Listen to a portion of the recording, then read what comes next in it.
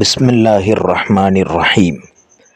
ஹஸ்ரத் ரிஃபாஅத் இப்னு ராஃபி ரலியல்லாஹு அன்ஹு அவர்கள் நபி ஸல்லல்லாஹு அலைஹி வஸல்லம் அவர்கள் கூறியதை அறிவிக்கிறார்கள். ஒரு நாள் நாங்கள் நபி ஸல்லல்லாஹு அலைஹி வஸல்லம் அவர்களுக்கு பின்னால் தொழுது கொண்டிருந்தோம்.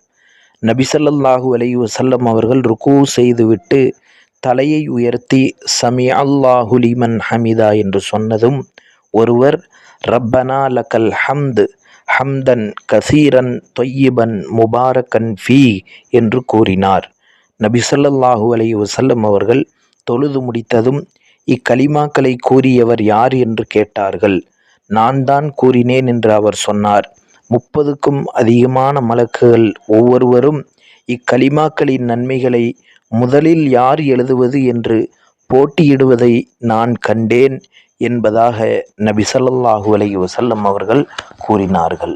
எனவே நாமும் தொழுகையில் ருக்குவிலிருந்து எழுந்த பின்னர் இந்த கலிமாக்களை ஓத முயற்சி செய்வோம்.